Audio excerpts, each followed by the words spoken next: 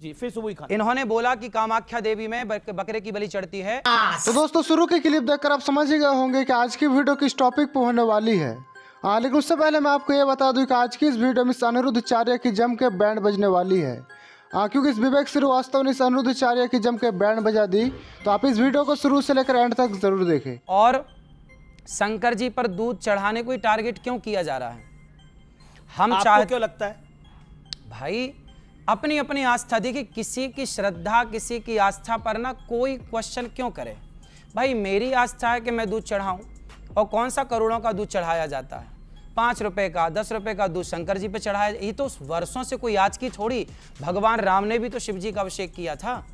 ये परंपरा कोई आज की मैंने ही शुरू कर दी, ऐसा तो नहीं, प्राचीन काल से चली आ रही है और इसमें नुकसान कुछ नहीं है। चढ़ा समझाओ इसे। अनिरुद्धाचार्य जी देखिए, एक चीज होती है वैज्ञानिक सोच। ठीक है, एक समय था प्राचीन समय में जब मनुष्य कपड़े भी नहीं पहनता था। धीरे धीरे करके हम इवॉल्व हुए, ठीक है, समाज बना, गांव बना, शहर बना, देश बना।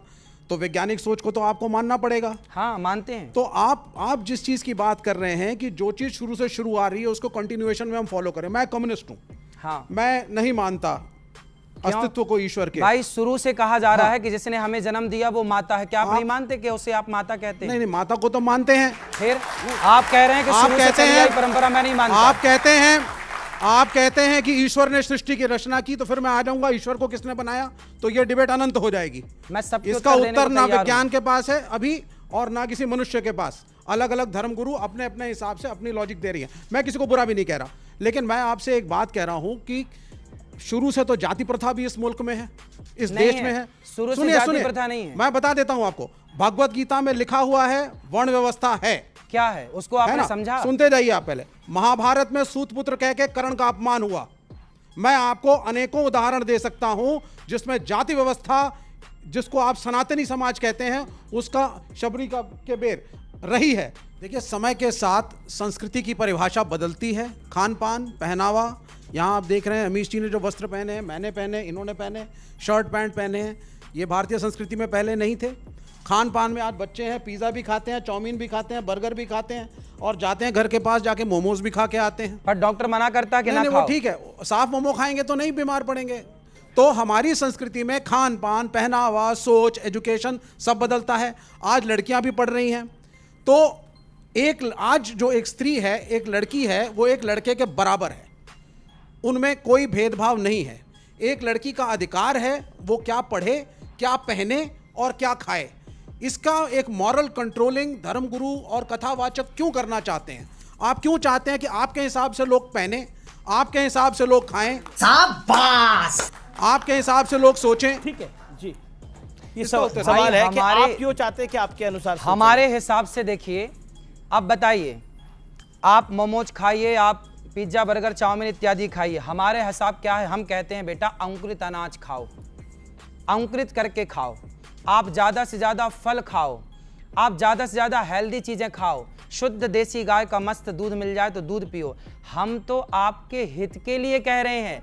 अब बात करते हैं दूध की, दही की, पनीर की, तो आज की डेट में तो डॉक्टर्स और बहुत लोग तो ये सब भी खाना बंद कर रहे हैं। हाँ, कि दूध पनीर वगैरह अच्छा नहीं होता तो बॉडी के लिए। डॉक्टर तो कह रहे हैं, आपको सलाह देते हैं आप अंडा खाओ। डॉक्टर तो आपका धर्म भ्रष्ट करने के लिए बैठे हैं। एक मिनट, इसमें धर्म कहां से आ गया? वाह, अंडा खाओगे धर्म भ्रष्ट नहीं होगा। एक प्रश्न आपसे पूछूंगा आचार्य जी, आप उसका मुझे बताइए।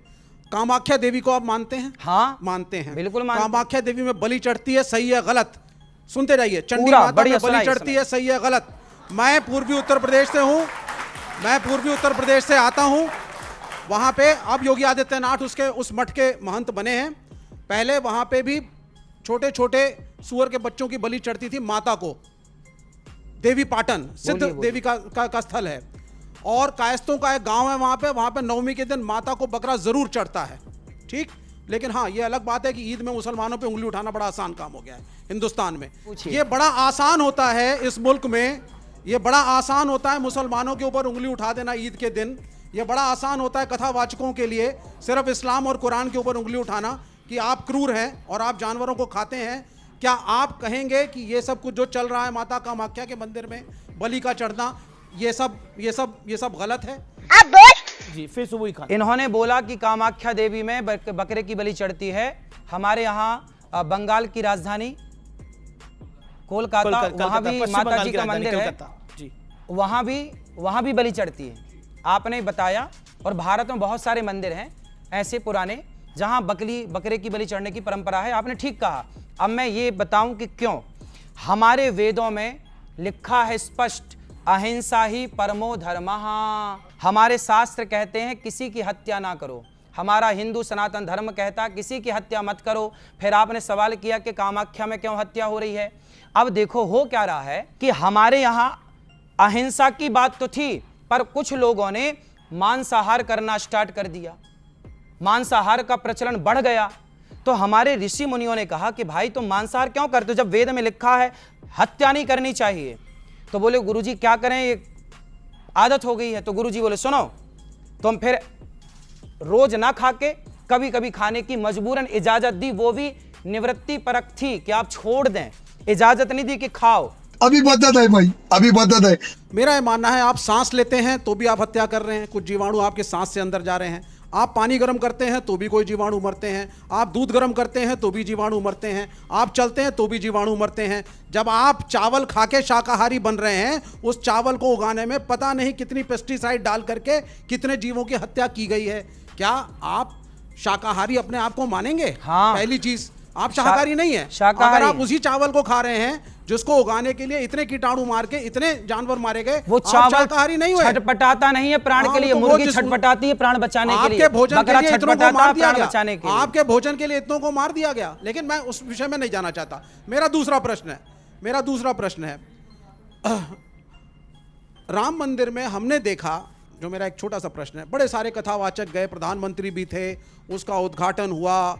शंकराचार्य ने कहा कि साहब ये एक पॉलिटिकल इवेंट है और इसमें जाना गलत है। पूरी के शंकराचार्य ने यहाँ तक कह दिया कि जब वहाँ पे नरेंद्र मोदी उद्घाटन करेंगे तो क्या शंकराचार्य खड़े होकर पीछे ताली बजाएंगे, और शंकराचार्य नहीं गए। फिर भी कथावाचकों की पूरी पलटन वहाँ पहुँची। ये भी कहा गया कि ज्योतिष के हिसाब से सो कॉल्ड मुहूर्त भी इसका गलत है। कुछ ने कहा सही, कुछ ने कहा गलत। मैं आपके सनातनी धर्म के हिसाब से पूछ रहा हूँ, तो क्या ये कन्वीनियंस का धर्म है आप लोगों का? जी, कि जब प्राइम मिनिस्टर पहुंचेंगे तब आप शंकराचार्य का बहिष्कार करके ताली पीटते सारे पहुंच जाते हैं? एक मिनट, बिल्कुल पूछना चाहिए ना पॉलिटिक्स भाई, ये गए थे सब लोग तो इसलिए पूछ रहा हूं। तो क्या वहां जाना सही था या गलत? जवाब। और दूसरा सवाल एक प्रेम पूर्वक है, क्या राहुल गांधी की मोहब्बत की दुकान से जुड़ेंगे? धार्मिक कट्टरता देश के लिए हानिकारक है। धार्मिक कट्टरता तो देखिए कितनी है कि हिंदू जरा कुछ कह देता है तो लोग उसका गला काट देते हैं। तो धार्मिक कट्टरता जो है ना, वो सनातनी कभी हिंसा नहीं फैलाता। अच्छा, तो बांग्लादेश में जो हिंदुओं के साथ हो रहा है उसको आप किस तरह से देखते हैं? मैं तो तुरंत कहूंगा मोदी जी से कि भारत की सेना भेज के पुनः बांग्लादेश को भारत में फिर जोड़ दिया जाए जैसे पहले। ये तो अब आपको भी लगता है, ये तो आपके मन की बात है, पर ये पॉसिबल कहाँ है? क्यों? प्रधानमंत्री ने तो बधाई दी वहां के नए प्रधानमंत्री को। बधाई दी वो अलग विषय है, लेकिन मेरा मन तो यह है कि मोदी जी को पूरे बांग्लादेश को पुनः अखंड भारत जोड़ देना चाहिए था जब इतने हिंदुओं पर अत्याचार हुआ। ये प्रैक्टिकल सोच नहीं है ना। सनातन का अर्थ मुसलमानों से नफरत नहीं होता। कब करता है सनातनी मुस्लिम से? सनातन का अर्थ मुसलमानों को निम्न दिखाना नहीं होता। किसने करा? किसने किया? आपने इसी मंच पे अभी करा। क्या हजारों लाखों लोग आपको सुनते हैं, मानते हैं? मेरे जैसा व्यक्ति नहीं मानता, फिर भी इतनी आपकी फॉलोइंग है। आपका बड़ा उत्तरदायित्व है इस देश के प्रति कि देश को जोड़ के आप रखें। जरूर। सभी जातियों और धर्मों को। इस चैनल पे आप आए, इतने बड़े एंकर के साथ आपने आज शो किया, बस इसी को ध्यान में रखिएगा कि आप प्रेम की भाषा। मैं आपकी बात से सहमत। तो दोस्तों, जैसे कि आपने देखा कि इस अनिरुद्धाचार्य की किस तरह से आज जम के बैंड बज गई। खैर, आज के लिए बस इतना ही। वीडियो पसंद आई हो तो वीडियो को लाइक एंड चैनल को जरूर सब्सक्राइब करें, क्योंकि हमारे इस चैनल पर आपको इस तरह की मजेदार वीडियो और हंसने वाली वीडियो मिलती रहेगी। और जल्दी मिलते हैं नेक्स्ट वीडियो के साथ। तब तक के लिए अपना ख्याल रखें। Bye bye.